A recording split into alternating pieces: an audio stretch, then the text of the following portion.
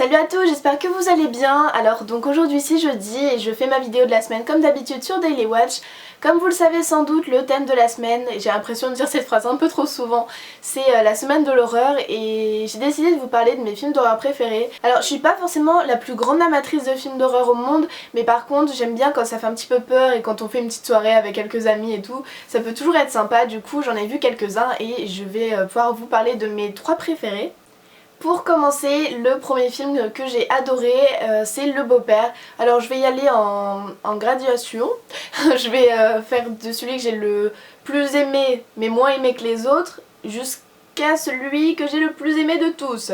C'est tellement peu clair ce que je dis. Bon, tout simplement, un des films que j'ai adoré, mais pas encore le meilleur, c'est Le Beau-Père. Donc je l'ai regardé avec des amis il y a un petit bout de temps déjà.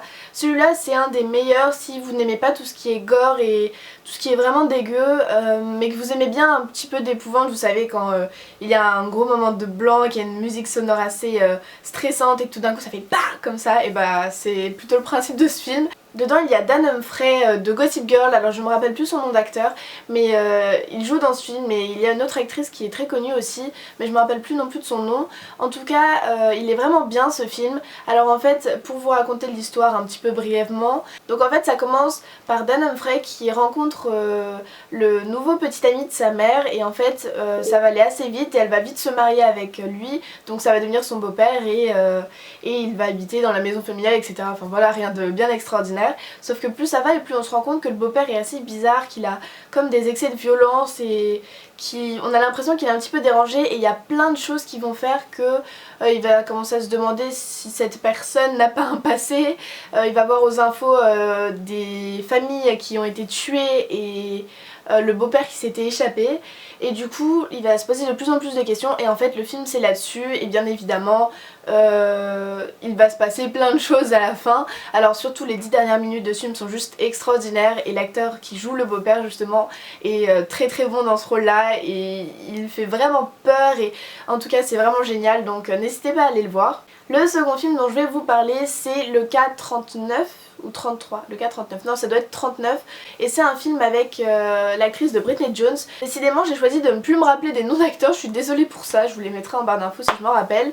Et donc, ah si, c'est Renée Zellweger ou je sais pas trop comment ça se dit, et donc elle est assistante sociale et en fait elle va tomber sur un cas où une petite fille a l'air d'être, enfin qui a été adoptée dans une famille d'accueil, a l'air d'être pas très bien dans ce foyer là. Les parents ont l'air de lui en vouloir et d'être sacrément vénères contre elle et elle comprend pas pourquoi, et un jour elle va avoir un appel de la petite fille ou je sais plus, en tout cas elle va se rendre chez la petite fille et les parents sont en train de l'enfermer dans un four et d'essayer de la brûler vive. Alors là déjà vous vous dites de quoi je vous parle, mais du coup elle va se dire que les parents sont complètement malades et elle va décider de prendre la petite fille chez elle et de s'en occuper.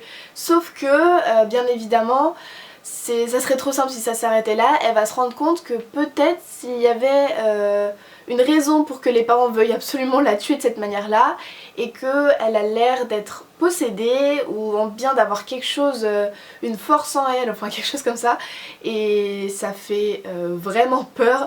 Moi je l'ai regardé et j'ai adoré. Et pour finir, donc le dernier film c'est le meilleur de tous, c'est The Call, et donc c'est avec Halle Berry et l'actrice de Little Miss Sunshine, Abigail Breslin, je sais plus comment ça se dit, et ce film c'est le meilleur film d'horreur que j'ai jamais vu, vraiment.